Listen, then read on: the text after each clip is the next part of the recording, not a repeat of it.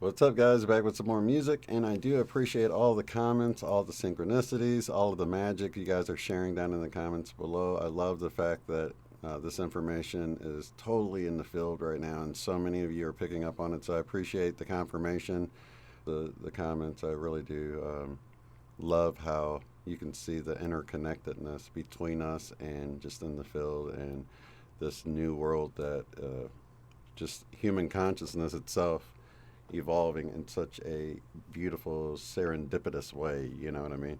And so I had to get back on here because there was a couple of comments I thought I could provide some answers for on the keyboard, but also I wanted to share this program with you guys. It's called Audacity. I know a bunch of you guys are already using it, so I thought, oh, this would be a perfect opportunity to show you a few things.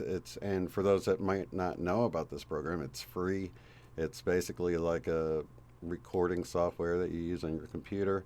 And even though this is what I use, even if I'm building music on my keyboard, I will create it over there, and then once it's created, I'll play it and record it on here. So it's like a tape recorder basically, except you can record multiple tracks. So even in that last one that I was playing for you guys,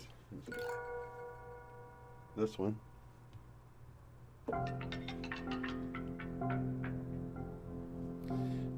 I actually just started the recording like you do a live performance, and I was replaying it for 13, 14 minutes, whatever it ended up being, and then I went back and improvised other sounds. So you can record multiple tracks. You can listen to what you played with before. So it's just like when I was a kid and I play the rhythm part of a guitar for like, I don't know, 5 or 10 minutes, and then I'd play it back again and play along with it. It's that same sort of thing, except for the fact that, I mean, you could, that "Don't Worry, Be Happy" song, you could literally use your mouth and your mic and create interesting sounds, beats or whatever, and then go back and create more sounds on top of it. You can create sounds like I have a flute and a guitar, and you can make shakers out of anything. I got these little finger drums that are fun to play with, but you can make drums out of anything and literally just kind of get in the zone of drumming with yourself is really what it is. You just lay down the different tracks and just kind of get into it and record one after the next, and just try to pile up the different tracks that you record and make something just to have fun with around the house. But this program's free. It's called Audacity. But I want to get to the keyboard first. There was a few things. Let me see if I can pull this over a little bit like this. Someone asked to see what a C sounds like, and I thought that was interesting because I played an A.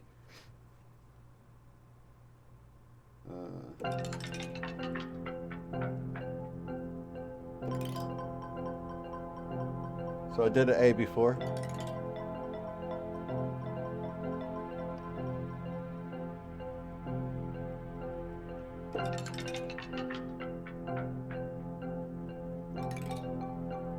There's the C.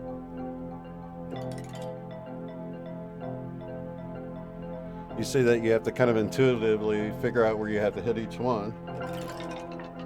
You can see how if you don't hit them at the same time, it's a train wreck. So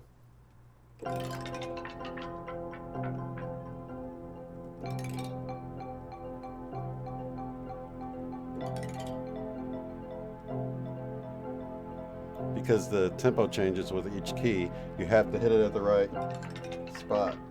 So here's the C.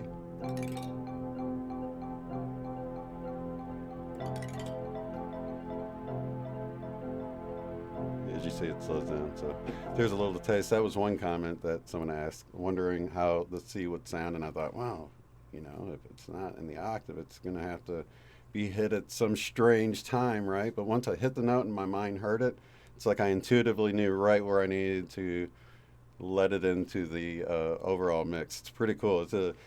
I'm glad. Thanks for the question, because it was. I felt like I learned a little bit more and realized like how much of this is intuition, not really counting things up in your head or whatever. So I appreciate that. The other one was to hear Close Encounters of the Third Kind, the little thing. So the thing about the sound is if you play it higher, everything happens so quickly that you can kind of get away with it. There's not much of a tempo that you have to, because it just comes so fast. So you could play anything like, let's see.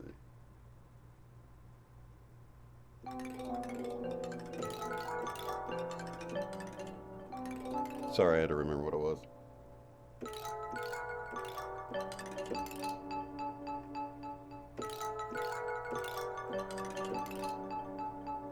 You could play it like that.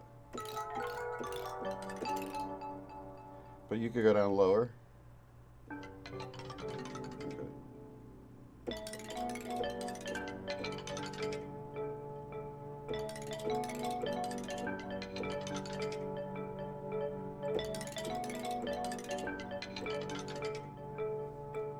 Kind of have to let off each of the notes because all the tempos are different, but it kind of works. You can play with it. It sounds kind of neat.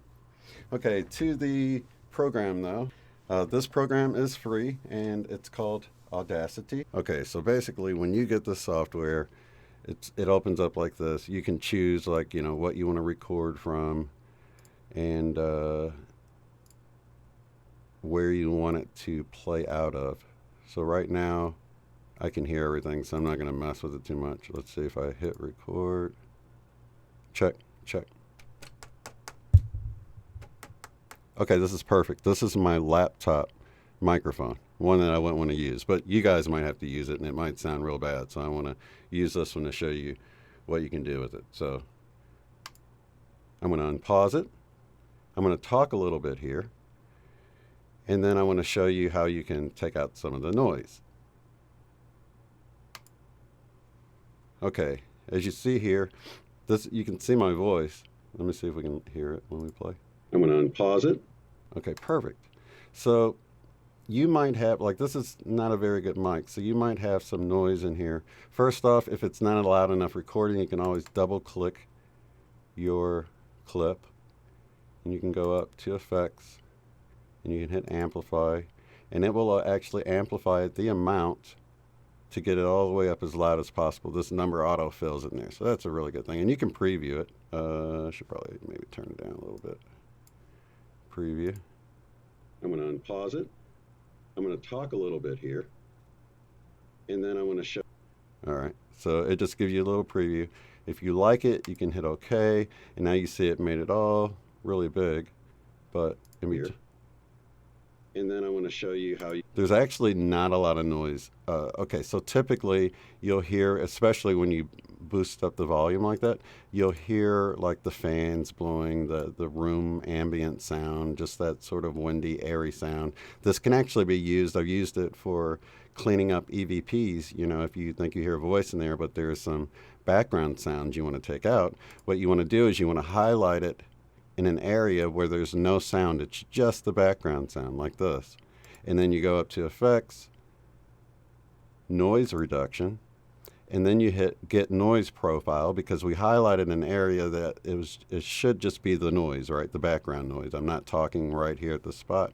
And you don't need much, so you can just find a spot. If you're trying to clean up sound, like one time I was using more of an industrial sound, and there was some other little artifacts in the sound, so I tried to just pick a part of the sound that was just like noise without any kind of clanking or anything like that. Once you do that, you can hit get noise profile. Now it knows what you're looking to remove, right? And then you can highlight the whole clip and go back to it again. Noise reduction. And then you can actually preview it if you'd like. If it's okay, you can hit OK, and it will process it and take out all of the noise in there. I'm going to unpause it. I'm going to talk a little bit here. I can't really show you there because there just wasn't a lot of noise to begin with, but that's one thing that you can use, especially if you record a session of some sort. Even if it's video, you can export out the MP3 portion of the video, bring it into here. You can add some compression to it. That's one of the things I like to do if I'm recording a session and my voice is low or the client's voice is low, but mine's loud and I want to even it out. You can actually highlight it all and come into this compressor. And you can play with the settings here. If the person's not loud at all, you have to really you know, adjust this. But you adjust it and then just play with it. You can keep hitting preview. I'm going to unpause it. And you can keep hearing, and you just, if you've got a whole clip you need to do that to, you can just select a section of it that, you know, that like has your voice and their voice in it, and you can just adjust it during that section. And then once you get it adjusted how you want, you can just highlight the whole thing and apply it to the whole thing. That way your preview while you're checking it out is the section you want to hear or whatever. But one of the things you can do in this program that was really neat, and I want to pull over, actually I'll just show you here. You can, if you've got multiple tracks, say this was one track, say this was one track of maybe me playing a guitar, and then I record, you can hit tracks, add new stereo track, right? So then I come back here, I can either mute the first one or I can have it unmuted so I can hear it, and then I can hit record again, and it will start recording down here. Now you can see the volume's not as loud because of the first recording, and you can pause it and unpause it on the fly. So if you're playing, now I've got two parts here. If this was music, I might have a voice and then another voice harmonizing with it or whatever. So these would be two separate tracks, and you can continually add more and more tracks. What I like to do if I'm going to try to add, say, some effects or something to one of them, like this one, let me just highlight a section here and show you how you can make it pretty. You can just highlight what you want, go to reverb, and then hit preview. I'm going to unpause it. See, there we added a little bit of reverb to it, and you can adjust the size of the room, different things like that. And now hit OK, so now it's... I'm going to unpause it. I'm going to talk a little bit here. That's a little example. So I only added it to that part. You can always hit Control Z or go up and hit Edit, Undo Reverb, and now it went back to how it was. I can hit Undo again, take that track off, hit Undo again, and now we get all the way back to here. And I want to say that because sometimes you'll record something and you'll add reverb and things like that that you don't like, and you'll want to get it back to that original, but you maybe don't have enough undos ready. So it's a good idea if you want to keep your original track to just sort of highlight it. You can add a new stereo track, hit Control C to copy. Let's see, can you actually hit copy up here? Yeah, you can come up here and hit copy if you're not a shortcut person, and then come down, highlight this one here, and either hit Control V or go up and hit paste. Okay, now you see I have two copies of the same exact thing. Now I can like mute this one. Sometimes if you use the solo button a lot when you have multiple tracks, you want to just turn down that one that is just nothing, and or just the original raw track, so you don't mess with it. And then you can even collapse it and kind of get it out of the way so you don't have to look at it up there. But you know at any point, say you added too much reverb or did something too much to whatever you got, and you're just like, oh, I just want to get back to the original recording, you'll have that original recording up there. So that's a good idea. But you know, basically all of these effects are up here, so you highlight what you want to add an effect to. And I'm going to have it start early here, that way we can hear the preview quicker. But yeah, you can add reverb. You can, even if you wanted to hear what something sounds like backwards, you could get in here and highlight it and hit reverse. Now, there I am talking backwards. Okay, so you can hit undo. So yeah, this is how you can reverse stuff. You can speed stuff up, slow it down, and even say if you have music in 440 and you want to hear what it sounds like in 432, I could highlight this whole thing here and go to effects, and I could say, okay, this is kind of confusing a little bit at first, and I always have to kind of think about it to remember which one. Okay, you have pitch, speed, and tempo. Do pitch, let's see here. Okay, here you could put, if you know it's in a 440 song, you can do 440 to 432 and hit preview. I'm going to unpause it. I'm going to talk a little bit here, and then I want to show. Okay, so I can't really tell, but I just changed it. But good thing we saved that original, right? So let's move this all the way to the right ear. We'll open back up this original one, move it all the way to the left ear, unmute it, and let's hear what. I'm going to unpause it. Whoops. I'm going to talk a little bit here, And then I want to show you how you can take out some of the noise. I'm going to unpause it. I'm going to talk a little bit here. And then I want to show you how you can take out some of the noise. So what you were hearing there is it shifted from 440 to 432. If that had been music, you would have heard it switch from 440 hertz down to 432. But I wanted to show you how you can adjust that, because that kind of gets into the next thing I want to show you guys about generating tone. So I use it for research sometimes. I did this with like taking the Schumann resonances and adding 100 to them just to see what they would sound like. So you can go to generate at the top here, and you can go to tone. Silence is if you want to mute a section of your music out. You can't just delete it in this program because it makes the whole thing move over. So you can hit silence if there's an area where maybe it got noisy and you just want to take it out. You can highlight that area and hit silence it, and it's kind of like you're deleting the sound from that section of the bar. So, and that's actually a good idea to do to clean up your music anyway. Like if you've got a section here that you know you weren't talking in, you can highlight it, hit generate silence like that, and you see it took away any kind of noise at all in there. It's like, and that gives you a really clean sound. If you have a lot of different instruments and parts that you're doing, you can kind of cut out all that breathing and stuff. If it's vocals, I'll typically hear myself breathing in between or whatever, so I can like just mute all that out, and it cleans up the sound nicely.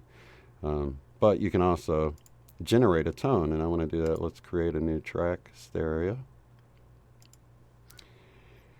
And I'm going to hit generate tone. Now check this out. You can actually come in here. Let's hit 432. We want it on a sine wave. That's a nice smooth, sine wave. So, and then amplitude. This is probably set on what I had it on before or whatever. I have it set for just 33 seconds of it, but it'll make a 33-second tone. But you can hit preview and see what it sounds like. So what does 432 sound like? So you want to hear the difference between 432 and 440. Okay, so this would be an A. If you tuned to 432, this would be A4. This would be the A above middle C. Generate tone. So that was 432. Let's hear what 440 sounds like. How different is that? Almost the same. Do you hear how close it is, you guys? 432. And 440. Very close. So this is what was so cool about when I was going to make a binaural beat. And the way you can do that is you can simply take one of the keys, create two different tones. So like technically I could take one with 100.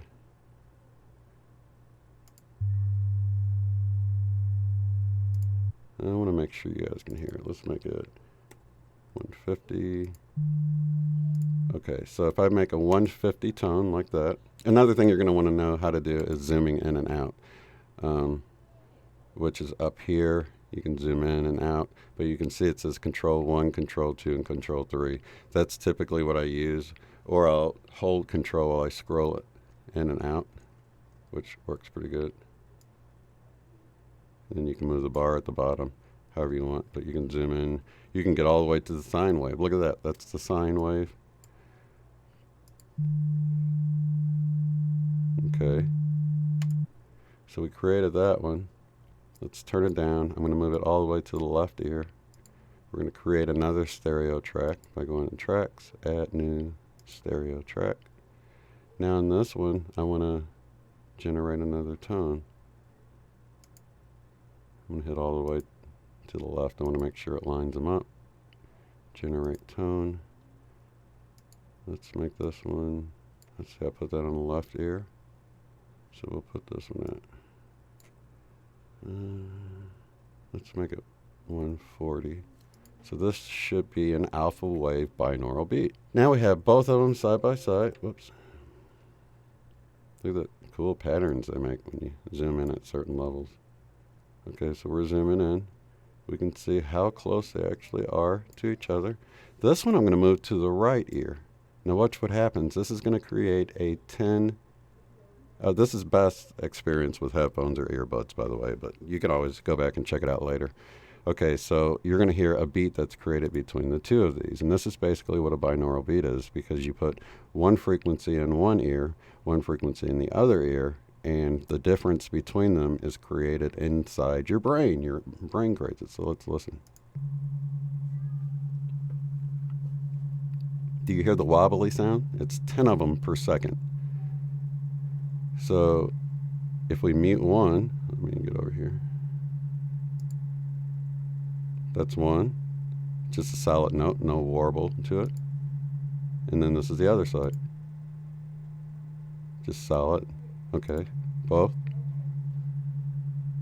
And you can hear see how they're interacting with one another. You can see how they're aligned at certain points, and then they fall off. So that's really interesting. So when I was thinking, I'll make a binaural beat for that Fractal piece I just made. This is, let me give you a little taste of what it sounds like with binaural beats added to it. 10 hertz binaural beats. So that gets you into the alpha wave. I didn't want to put anybody to sleep or anything, you know. But this is a deep thought. So here we go.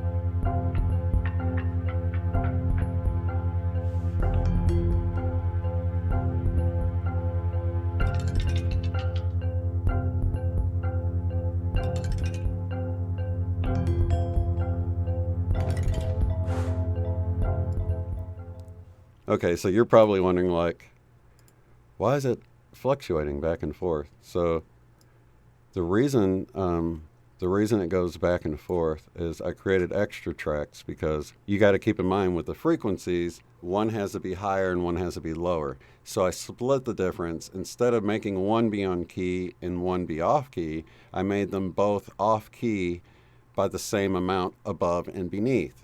So because of that, one ear is always going to be tuned higher than the other ear. And I wanted to bring even more balance into it by having it oscillate between which ear is tuned higher. If I hit one ear, you hear the right ear is lower.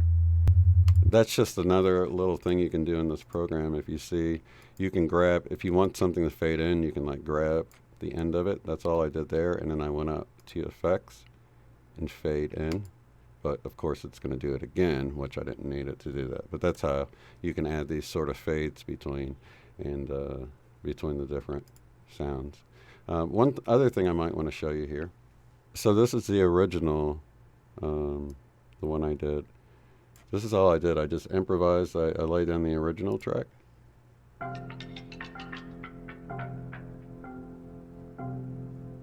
Which is at the top right here. I'll mute that. Here's the sound I improvised. These sort of bell sounds. And this bass sound down here. So I recorded each of these separately. Nothing's looped. I just played along with it. That's why you'll notice that the tempo of some things kind of fall off a little bit. Let's see what this little section is here.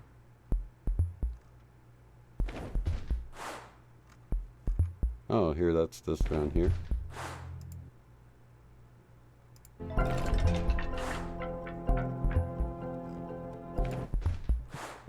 So in all of these sections, this is really the reason I wanted to show you this, is that these recordings here, you can hear this one like fading in. That's all I did with it. When I originally recorded it, it didn't fade in like that. I just started playing it. But on some of them, when it fell off sync too much, I just deleted that section and then just faded it in later.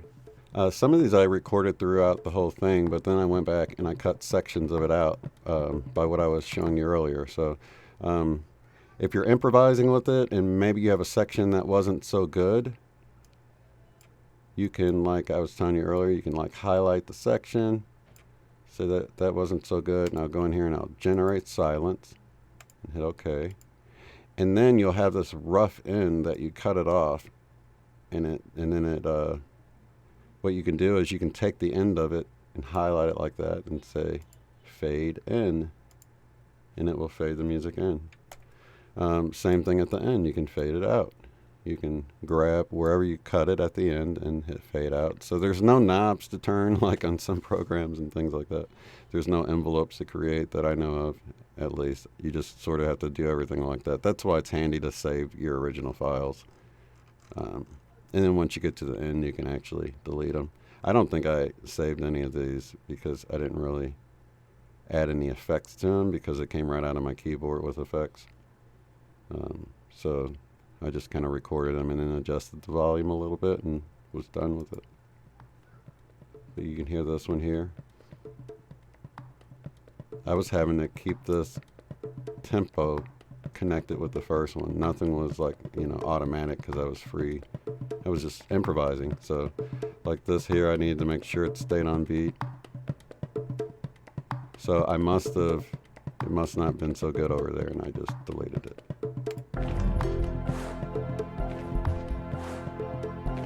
Everything's sort of like that. Over this section right here, got a new sound coming in. What is this?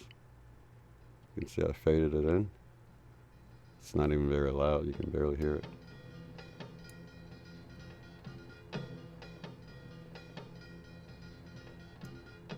So anyway, there's that. It's pretty cool. We can actually zoom out. We have this sound here. What is this one here?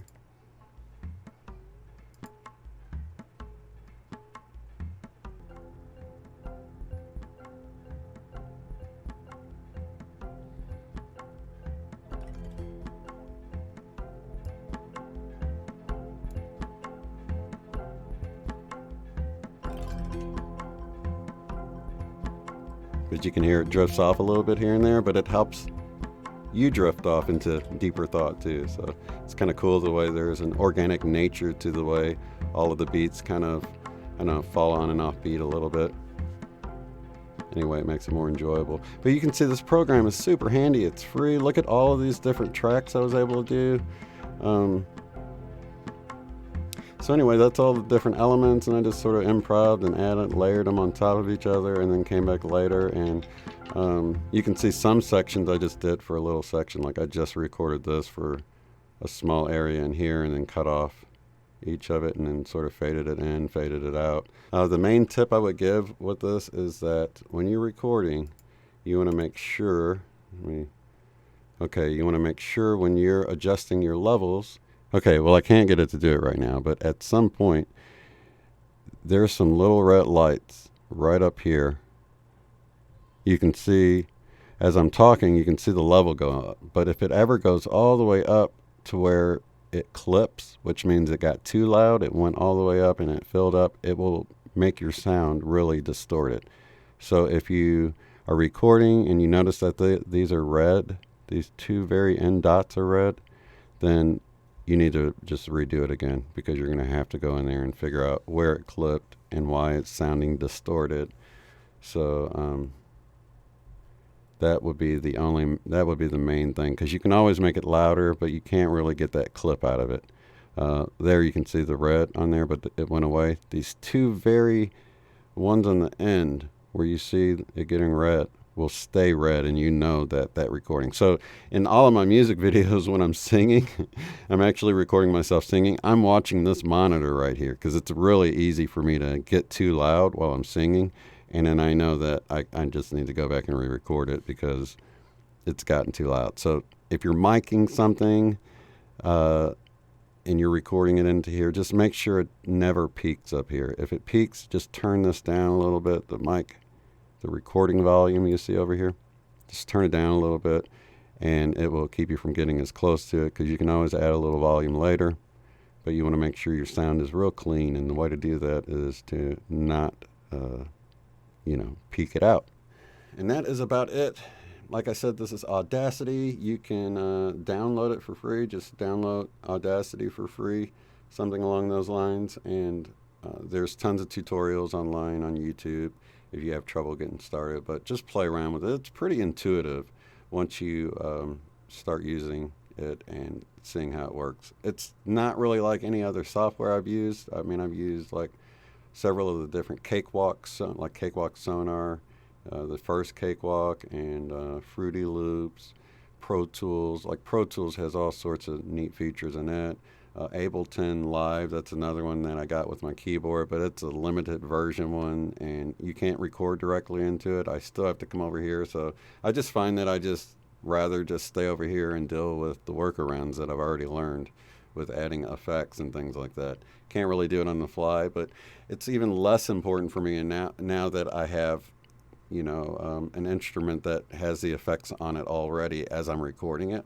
So this is a really handy tool, and the fact that it's free, it's great. The fact that you can clean up audio, that's something that might come in handy for a lot of practitioners that you can actually even like just highlight certain parts. I've had to really go in there and clean up some of the audio on my sessions that I wanted to pull out because maybe they said something really quiet. Well, you can go and highlight just the part you need to turn up and go up to amplify. So once you get to messing with it, you'll see it's pretty intuitive, and you can make your audio sound a lot better just by running it through here and taking out the noise like I showed you, trimming it up, cutting out any kind of in-between parts that have background sound if you want a cleaner sound with whatever you're doing.